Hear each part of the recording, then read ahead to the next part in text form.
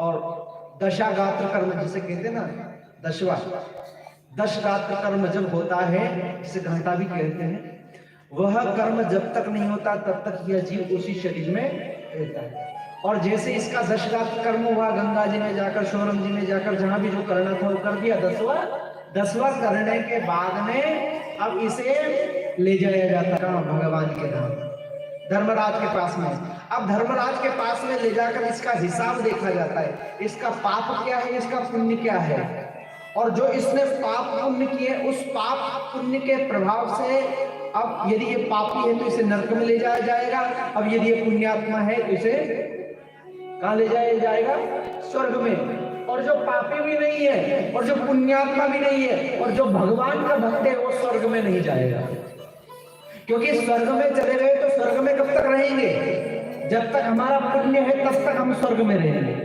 और पुण्य क्षीण गीता के 9वें अध्याय में 21वां श्लोक, ते तुम भक्ता सर्वलोके विशाले छिड़े पुण्य मृत्यु लोके विशंतु। हे अर्जुन, जब तक मनुष्य का पुण्य रहता है तब तक स्वर्ग का सुख से मिलता है, और जैसे पुण्य क्षीण होता है वापस इसे 84 लाख योनियों में आना पड़ता है। तो अर्जुन पूछता है, प्रभु ऐसा कोई उपाय बताइए जिससे जन्म मरण का चक्कर छूट जाए। तो भगवान कहते हैं, अर्जुन जो मेरी शरण में आ जाता है और पाप और पुण्य से परे हो जाता है, वह मेरे ही स्वरूप में विलीन हो जाता है, फिर उसे बार बार धरती पर जन्मना नहीं पड़ता है, मरना नहीं पड़ता है। तो अब हमने जो कर्म किए हैं उस कर्म को, यदि हम पापात्मा यह जीव है तो दूसरे नंबर के शरीर में नर्क की यात्रा इसे भोगनी पड़ती है। और 5 प्रकार के महापाप होते हैं। कितने प्रकार के पाप होते हैं? 5 प्रकार के महापाप होते हैं। पहला महापाप, मैं नहीं कह रहा हूं, भागवत कह रही है, 5 प्रकार के महापाप से प्रत्येक जीव को बचना चाहिए। पहला महापाप होता है मद्यपानम, अर्थात मदिरा का पान करना महापाप की श्रेणी में आता है। दारू पीना, मदिरा पीना पहले नंबर का पाप है। मद्यपान नहीं करना चाहिए। दूसरे नंबर का महापाप आता है, अब पता नहीं कई लोगों को बढ़िया आनंद आता है मद्यपान करने में। मैंगो जूस है, पाइनएप्पल का जूस है, जाने कितने जूस थे, आप जाओ तो सही स्टेशन पे, लेकिन फिर भी पता नहीं महुए के रस में बड़ा आनंद आता है।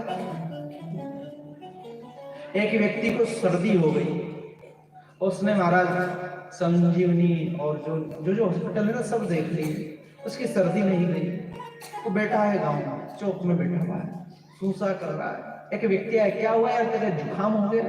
कोरोना तो नहीं है, लगता है जुकाम हो जाए, सर्दी हो जाए तो कोरोना का लक्षण है, जाकर चेक करवा ले।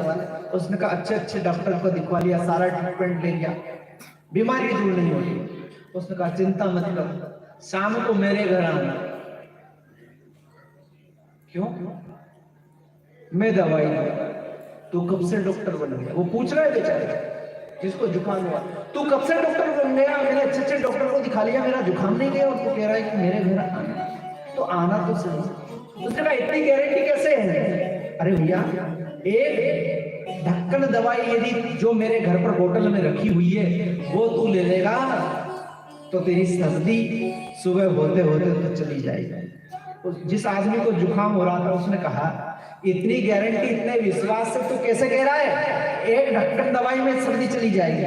उसने कहा तू नहीं जानता, मैं इस गांव का जमींदार था, मेरी जमीन चली गई, मेरी जायदाद चली गई, समाज में मेरी इज्जत थी, मेरी इज्जत चली गई, मेरी पत्नी बढ़िया सोने चांदी के आभूषण पहनती थी, उसके सारे सोने चांदी के आभूषण चले गए, और अब तो मेरा मकान भी गिरवी रखा हुआ है, अब ये मकान भी जाने वाला है, तो तेरी सर्दी क्या लगती? तेरी सर्दी तो चली ही जाएगी।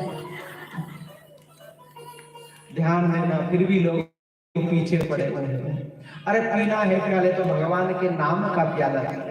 जाम पर जाम पीने से क्या फायदा, सुबह पी और शाम को उतर जाएगी। पीना है तो हरि नाम की मस्ती का प्याला पी ले प्यारे, तेरी बची कुची जिंदगी सवर जाएगी। इसकी बहुत कीजिए, और इसीलिए निवेदन करता हूं, तुम तो पीवो नियो प्याला दादा राम रसिया, तुम तो पीवो